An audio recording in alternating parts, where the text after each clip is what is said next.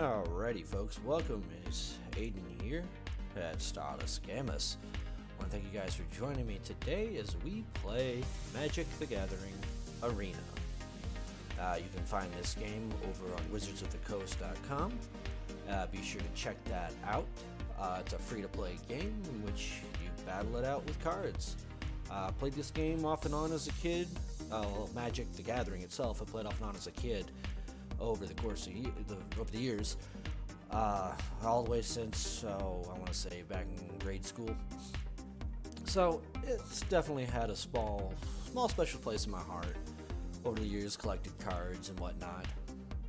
But today we're going to be playing a few random matches with a deck that I built called Oblivious Results. Now we're going to go ahead and look through the deck. And once we get through the deck, then we're going to go ahead and play at least a couple of matches. That way, you guys can get a feel for how things are going, and to see if you like the way it goes. Alright, so diving right in, this is a blue and white deck using Islands Plains, for those of you not familiar. Go to a very important feature here, getting to take a look at the deck details. It's an average cost of 3.6, so we're not going to definitely be falling into the aggro or aggressive style play. And we're also not going to be falling into the slower end, if you will. We're going to be playing in the standard format. So we're looking by turn 4 to really start shining with this deck. Now honestly, I want to tell you, turn 5 is probably where this deck's control features really begin to play. And most of this deck is honestly spells. You're not going to be using the creatures. If you get to use the creatures and win, hey, that's cool, but there's only 2 in here. Alright, so starting right up the gate, we have a Narset's Reversal, in which we utilize to copy spells and turn them against our opponents. There'll be good uses for that if we get a chance to do it. You have things like Dovin's Veto, countering spells, especially non-creature spells, and they can't be countered. It's great for dealing with things like planeswalkers, sorceries, and enchantments. We get 2 of them in here. We have a Bring to the Trial to start getting rid of any big creature with a big creature that pops up that you can't deal with otherwise. Now, in addition to that, we have another one that's a little bit more of a blanket effect of that. It's Citywide Bust, where you're going to be destroying all creatures with toughness 4 or greater. So, small creatures are probably going to be the bane of your existence utilizing this deck. Now, with that being said, we're going to be using things like Clear the Mind, allowing us to recycle our deck. Once we've burned through our spells, we can pop them right back into our library, draw a card for a little card advantage, and keep on rolling. You have some Absorb for a counter spell, and you gain life. You have 3 of these Dovin's Acuities. Great card, great enchantment, pretty powerful effect. You gain life, draw a card just for hitting the field. Now, whenever you cast an instant spell, and we do have a few of those, during your main phase, you may return it to its owner's hand. So it's great for getting that life back and getting those extra cards back. But in the end, if it gets blown up, it's not really the end of the world. Alright, moving right along, we have Ravnica at War. This is great when you're dealing with a heavy multicolored deck that's just throwing shit at you, that is just tearing you to pieces. So all you do, pop this off, exile all multicolored permanents, so anything that's blue, white, red, green, black, blue, and so on and so forth. If they have both colors, they are exiled. Next, moving right along, we have Shatter the Sky. Each player who controls a creature with power 4 or greater draws a card. Then, destroy all creatures. So, it's one of those things that, sure, if they have a creature of 4 or greater, they're going to get a card out of it, but you're going to get rid of all of the creatures. Very useful. We have Thassa the Deep Dwelling. Now, a lot of people would use this with effects that trigger on entering the field with creatures. And by the way, that is a great way to use this card. But, let's be real. This has another feature that's very powerful that is overlooked. Besides the fact that it is indestructible, and as long as your devotion to blue is less than 5, it isn't a creature. At the beginning of your end step, exile up to 1 other target creature you control, then return that creature card to the battlefield under your control. But where our deck's going to utilize this is that pay 4, tap another target creature. great for stalling out attackers, and it's great for dealing with blockers, but we don't really care about blockers in this format.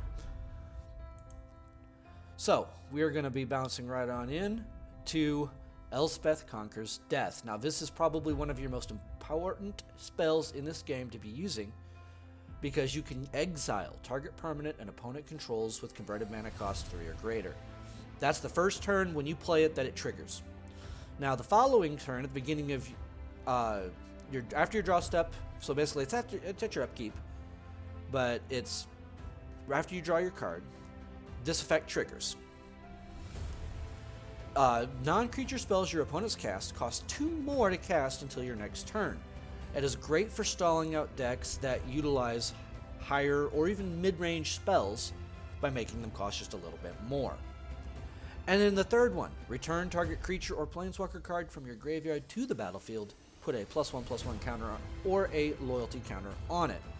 So if somehow or another they get you to sacrifice your Thassa Deep Dwelling, you're probably not going to be able to get it back with it, but you do have at least a planeswalker here, or we did at one point. It was great for that, but mainly for the most part, in this iteration of the deck, it's just strictly using it for the exile. Now, we're going right into Time Wipe, which, just like the other spells previously listed off here, return a creature you control to its owner's hand, which won't matter, destroy all creatures. This is why I say about turn 5 is where your deck really starts to get its strength, because you have 3 of these in this deck. You have 3 Shattered Skies, which pop at turn 4. And then turn 6, we have Planar Cleansing. This is fantastic. Decimates your entire opponent's control. Now, you're thinking, okay, we have all these ways to deal with your opponents, things that they're going to be playing. But what about, how do you kill them? Well, this deck has 3 ways to win. And right out the gate, the first 2 are typical conditions. Either your opponent quits because they can't do anything, or you win by decking them. Those are your first 2 common conditions in almost every deck to win. Those are the 2 conditions you'll be running and having to use. Now, moving along, we have the third win condition, which is Finale of Glory. Now, this is the most common way that I win with this deck, other than people quitting, because you're creating creatures, and you're creating them in mass. So, with Finale of Glory being 2 planes, 2 white, and X, you're going to create X 2/2 white soldier creature tokens with Vigilance. Great early if you really just have to have a blocker, you can use it. Then use Clear the Mind, which will be up here, to shuffle it back in your library. Eventually you're going to get it again. This is a very long-term play deck. You aren't going to be trying to win quickly. You're just going to kick back, relax, and your opponents are going to end up quitting on you. It's kind of a meme-style deck, but it works. Alright, so finishing up. Now, if X is 10 or more, so if you have 12 lands, you can trigger this last part. If X is 10 or more, also create 4 X/4/4 white angel creature tokens with Flying and Vigilance. Very rarely is somebody going to have 10 flyers out that they're going to be able to handle it. And if they've got 10 flyers out, you aren't playing this deck right. So you have a very quick way to just blast apart somebody else's deck. Now, what if they're playing a lot of things and a lot of stuff and you're starting to take quite a bit of damage? Well, that's why we threw 3 of Heliod's Intervention in here. It has 2 features of it. One is destroy X target artifacts and or enchantments. And then the other feature of it is target player gains twice X life. Can't be upset with that at all. Now, if you've got stuff that are dealing with that are indestructible and you can't handle it and you're just getting sick of dealing with them altogether, gain control of X target creatures and or planeswalkers through mass manipulation. Alright, now the tricky thing with this card is, and not a lot of people know this, more people that are familiar with this game will know, is that mass manipulation costs 4 islands, so it takes 4 blue, and it takes 2 for each target you want to select, because you have to pay a minimum of 1 for each X in the casting cost in order to be able to cast the spell. So if I have 2 enemy creatures, I'm going to need my 4 islands, and then I'm going to need 4 more. So at 8 cost to gain control of those 2 creatures or planeswalkers. And then we go back to the basically, you have your lands, got a Temple of Enlightenment to get a little scrying to see maybe if you get some stuff ahead. For the early game against some of the aggro decks, you got a little bit of life gain through the 4 Tranquil Coves. But that's the basic deck in general. I gotta go back and find my Helios that I had removed there earlier. Pop that one back in so we still have it. Alright, so that's Oblivious results. Let's dig right in. Let's play up against a match against a random and see where we go from here. Alright, we'll just do quick one-on-one matches. It may take a few minutes to get loaded in. So, let's see. And I love the fact that they give you these little tips throughout the loading screens that allow you to learn a little bit more about the game if you don't already know.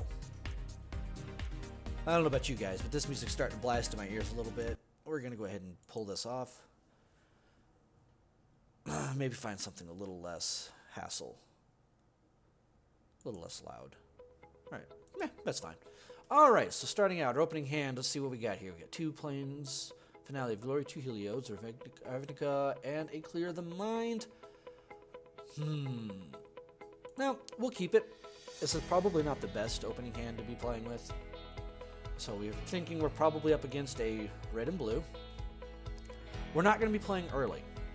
So probably it's a good bet we're going to start taking some damage, especially with them playing stuff like this. Alright, there's a blue. That's not bad. We'll go ahead and drop that out. Now, I can't promise this deck's going to win every time, but I can also, pretty confidently guarantee that it's probably going to win, I want to say 8 out of 10. See if he's got a counter spell. And he probably does. I wouldn't typically leave 3 land open. See? Like I was saying, I wouldn't have left 3 land open and not used it if I had a choice. So that's an ideal situation to have counter spells. Which means he's probably got another counter spell, because once again he's got 3 land open. But we're going to force his hand a little bit here. Now this is something you have to realize with this deck, is you have to force their hand when playing. So we're going to play this. I want to force him to use up his counter spells before I start playing my highest powered control spells. We got another Clear the Mind, so it worked out great. Alright, so now things are starting to get a little more serious. Let's see what he plays. Because technically it's still my turn, but I'm not doing anything else. I'm waiting for him to decide he's not going to cast that spell that he has in his hand, probably a Shock. Or an Unsummon.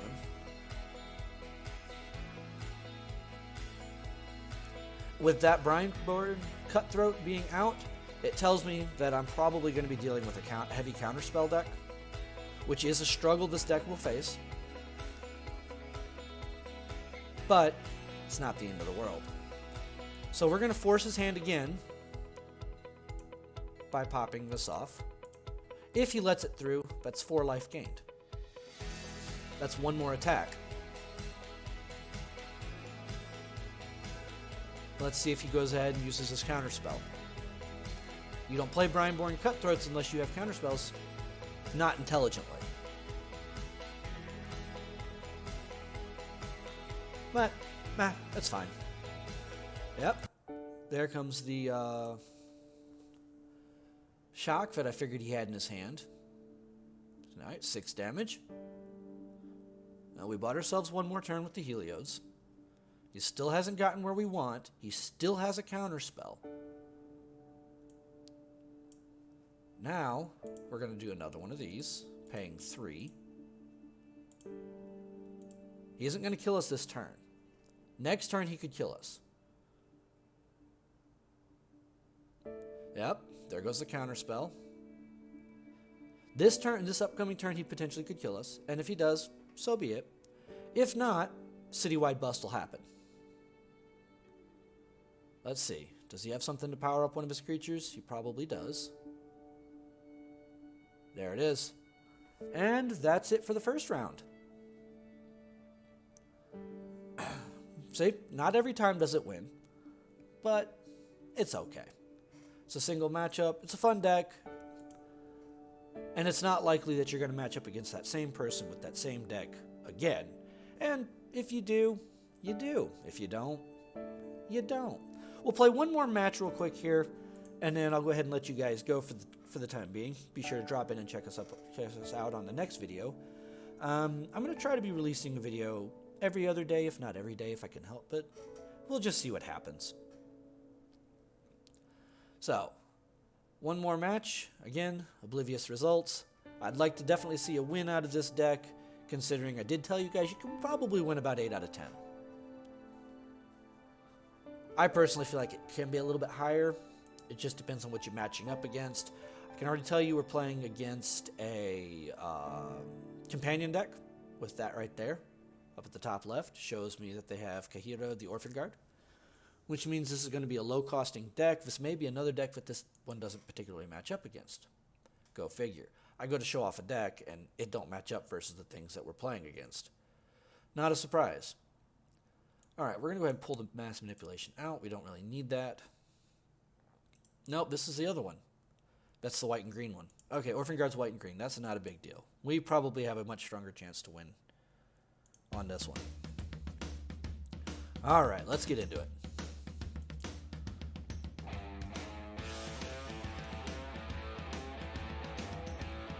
All right, so red, green, black. We're going against multicolor, 3-color. Or when it's 5-color. Oh, it's going to be a life leecher. Oh, boy. Let's have some fun. Wings of Hubris to give Expert, if I'm not mistaken. Oh, it can't be black. That's right. All right, we're getting close. Turn 4, we'll drop Thassa. I need to get to him before he starts dropping food tokens. If he starts dropping food tokens, that Cauldron Familiar is going to really give us fits. Come on, dude. Or dudette. Whichever you are. It is what it is. Alrighty. Let's see what we've got going up against. Just pay the 3 and pop that to his hand. He does. It's because he really apparently wants to bring that out. Give you a quick 1 pop. Come on. It's all good. I'm not too worried one way or the other. Besides, who knows, maybe you guys will come up with a deck idea that deals with some of these types. Share them with me in the comments below. I'm always open to hear some feedback, get some ideas. I love building decks. It's definitely something I'm very passionate about doing, and I enjoy doing very much so.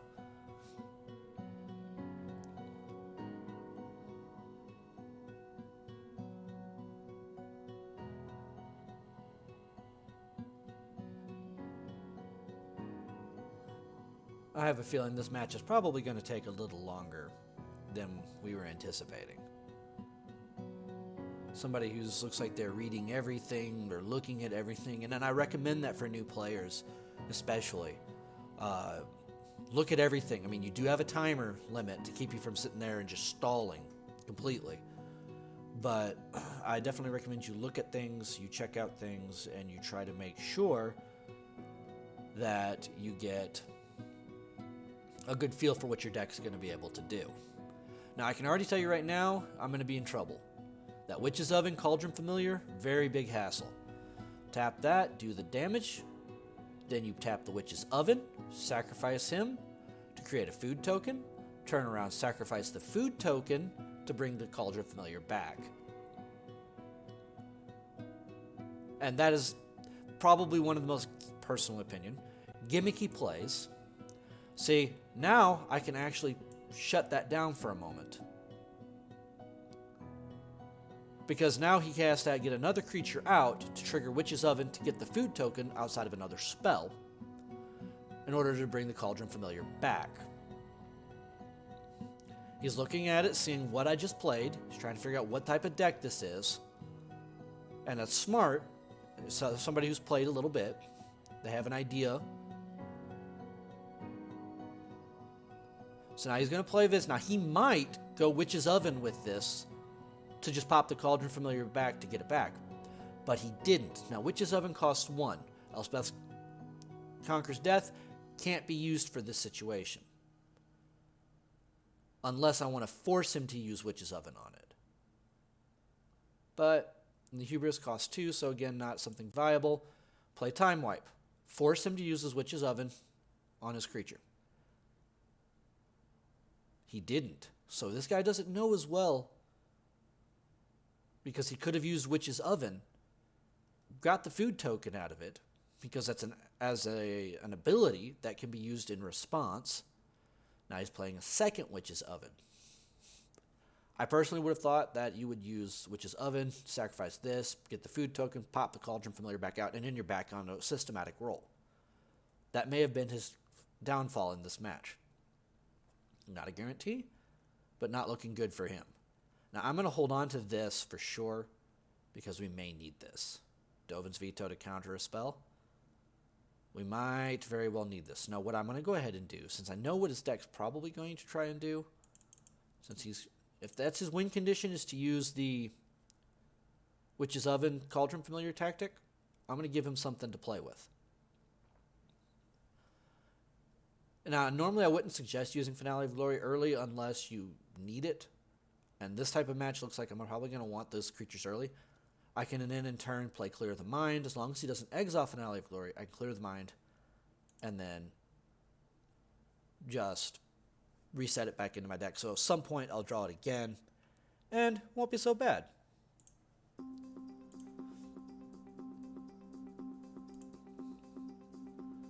Alright, so we got our Tranquil Cove. That brings us up to 6 land, and that is our target land for most of any spell in here. 6 is pretty ideal. We're not playing anything else. We're gonna hold on to our remaining land to see what he does. Because him playing flash stuff would be awesome, because then I could just drop Elspeth and deal with flash, but maybe not. Well, if not, we're gonna do 6 damage this turn, which he's not too worried about. He's at 24, brings him down to 18. He's still ahead in the life total. But there's no telling. We'll see what happens.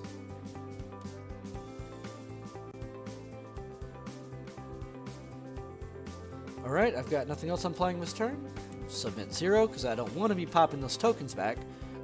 Quick thing though, if you pop tokens back with an ability, they just leave the field. They don't come back. So, tokens are very temporary compared to other creatures.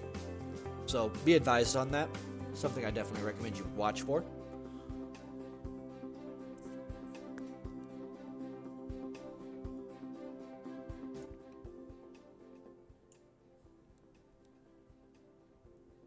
Alright, he's playing a cat. Not a bad deal. Not a big deal. Sure, go ahead. Play your kitty cat. To use your Witch's Oven with. Because at this point, you need to have your effects running. His win condition is dealing with the Witch's Oven and the Cauldron Familiars. He needs to have them out. And he needs those tokens to gain life. And it's fine with me. Now you wait. I think that was a little premature. You would block and then use that and then still use that. I think it was a little premature to play it. I think he's playing a little bit desperately.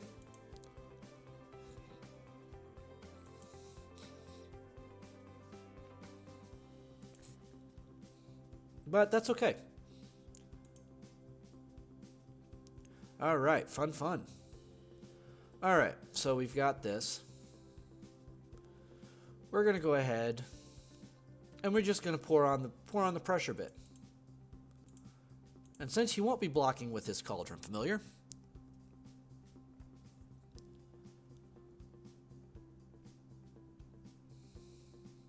and he's going to be taking another 6 damage.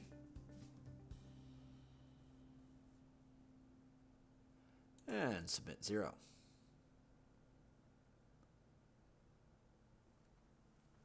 Okie dokie. Well, as you can generally see, this game looks like it's a pretty even matchup, but I can't guarantee you how well this is going to go, not knowing what the other side has. I have a pretty good feeling that we were in the clear for the challenging part of the deck that he's putting towards us. Right, so now he's got 2 creatures out. Let's see how we handle this situation. And now, I see what he's doing now. He's trying to get a 3rd creature out. But remember what this deck does and does very well. Necropanther is going to go away, along with Kahira, the Orphan Guard. He's trying to decide what's he going to do. If you're smart, you attack. Well, see, why would you do that when you... So you do it to just leech 1 life when you could have attacked, probably killed, still used it. So you're getting a whole 2 life where you could have eliminated one of my creatures. He doesn't realize what I'm doing. Okay, no big deal. It's fine. Not too stressed on this. Alright, so right out the gate, we'll drop an Elspeth Conquers Death.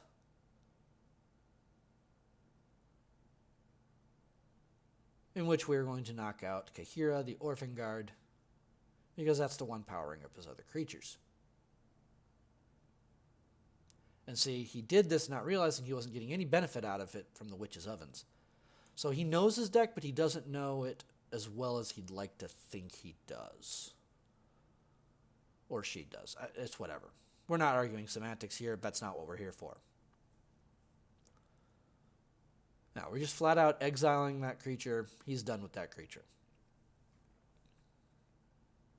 That also weakened his other 3 creatures, which now I don't have to actually worry about attacking him. He's got lifelink, which again, I'm not trying to kill him outright. I mean, I can, but I'm not trying to outright kill him yet. I'm going to probably go ahead and play Clear the Mind this next turn and get this game really rolling. Okay, whenever you cast a spell that targets Hero of the Pride, your creatures get... Okay, I see.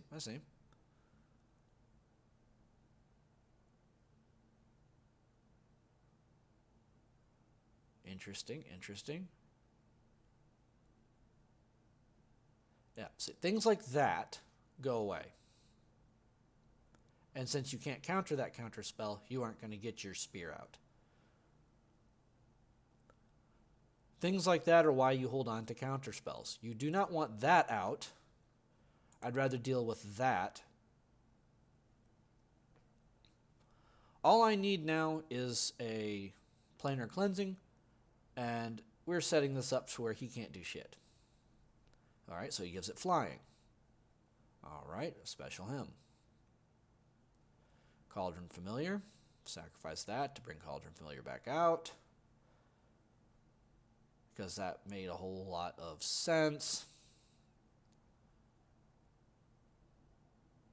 Alright, so you're going to leech 2 more life. Feeling pretty confident, I would say. I want that. Now, planar cleansing now would be ideal because he's got the Witch's Ovens that are tapped out. He's not going to get any extra advantage out of them.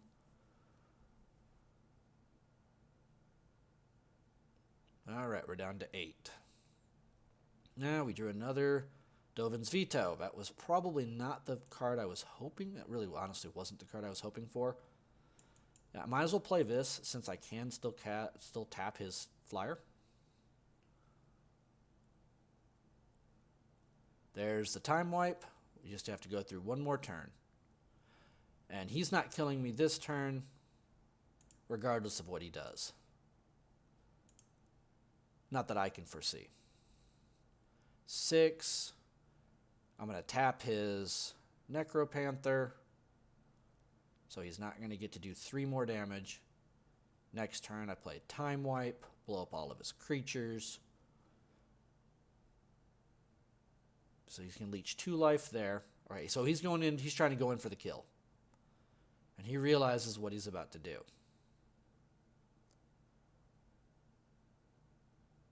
Three. See, I didn't tap his creature. I messed up there. I made my own mistake. And I'm known to make them. Giant Growth. Sorry. But we're going to absorb your spell. and gain 3 more life off of it.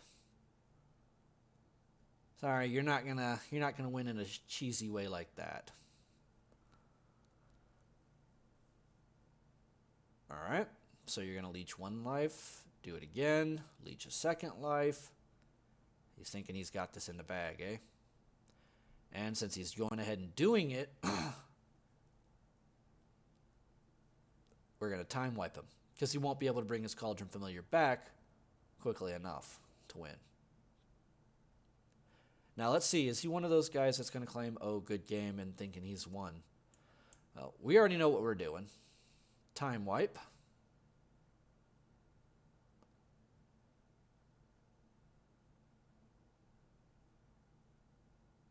And you've got nothing you can do about it, as it would indicate. Doesn't matter, token's gone anyway. But you got to have a creature in order to sacrifice it to pop the food token.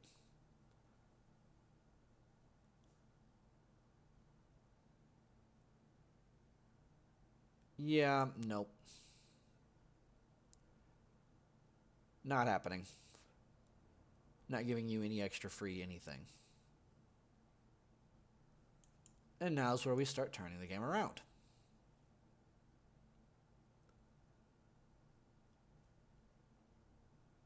Got the Dovin's Acuity, gain 2 life, draw a card. Heliod's Intervention. Let's go ahead and do 1, 2, 3. So 1, 2, and 3. Go ahead and get rid of those artifacts, which will return Dovin to our hand because of it being an instant we just cast. And goodbye to that.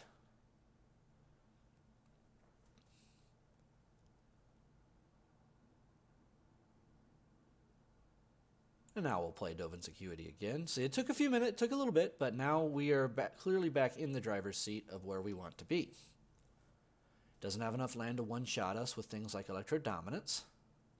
Not that I would expect that to be in that deck. And now we sit and wait on him. It feels kind of like a cheesy way to win, but it's Oblivious results for a reason. Alright, so you have that out. Interesting.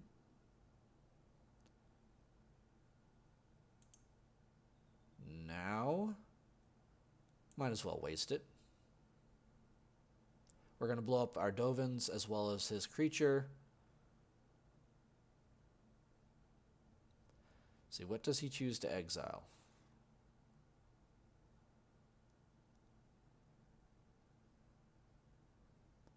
I wonder if he'll target the Clear the Mind. Oh, he didn't. Another mistake on his part, but it's fine. It's all fine. It's all good. Alright, so now we're basically just waiting on a Clear the Mind again to... Actually, no. At this point, now we're just waiting on our...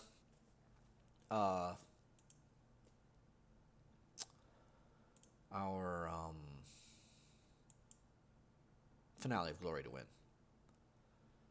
Yep, that's fine. Exile another card. Exiling this graveyard could be one of the potential downsides to playing this one. And it could be a method that does hurt. So, yep, not one that he should have targeted. And there isn't anything else he can do unless he can get another Witch's Oven out, which I'm not going to allow to stay out. So now it literally comes down to the other 2 win conditions, which is decking, which is going to take forever, or him just giving up, because he's not going to be able to do anything. Yeah, nope. I'll borrow your life. Thank you. And since I have 9, we're going to pay 9.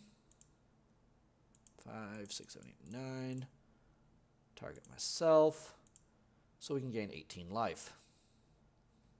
That's the other upside to the Heliod's Intervention. I know this video is running a bit long, but it's pretty clear that he's not going to actually be able to win at this point. Ooh, Oblivious. A very interesting idea. It's too bad you aren't going to actually be able to keep him out. Play Witch's Oven? Ooh, not the right play. I think Witch's Oven would have been the right play there. Well, sorry, my friend. But it all goes away for you. Felt like Witch's Oven would have been the right play. Personal opinion. At least then he could have started getting his Cauldron Familiar back out. So now we have a Narset reversal. Maybe we'll get a chance to show you that one.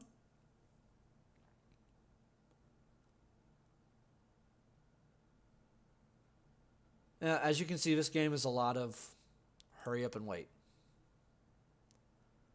But that's how this deck rolls. It was a little dicey there for a minute. He's just probably got nothing he feels like he can successfully play, which is probably true. Sure, play your creature. That's fine.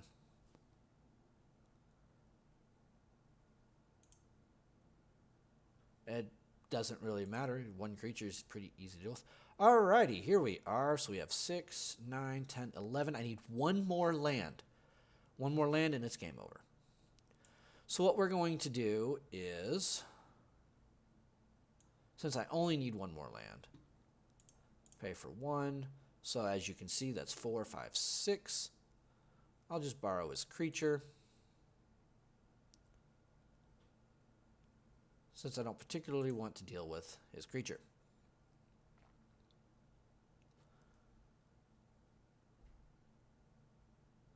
Alright, he burns that. And we'll just counter Sorin's, so he doesn't get any more life off of it. It's like, no, I think I want to keep your creature.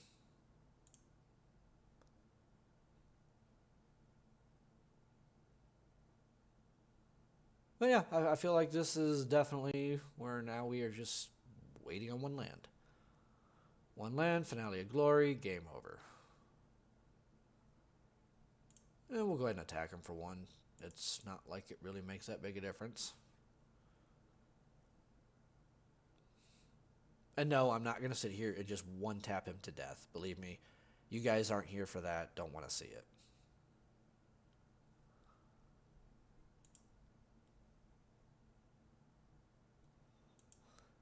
That would be very, very frustrating. Yes, I could trigger that, pop it back onto the field, untapped, whatever. The creature doesn't really matter to me. See, somebody's finally getting all their lands. But what happened to him being so aggressive? He was in the driver's seat for a little bit there. See, now I'm kind of being taunting, kind of, whatever. Oh, I want some more music. Sure, why not? We'll roll with this. And the one land. And we play Finale of Glory. Pay 10.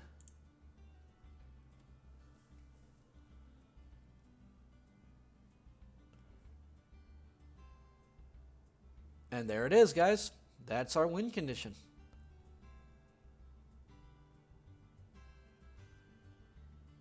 And there you have it. It took a little bit longer than I wanted to get everything rolling, but sure enough, that's what happened. And as always, thank you for watching. Feel free to throw down some comments in there. I'm always looking for feedback and want to see what you guys are interested in seeing next. And I will see you guys in the next one, preferably a shorter video.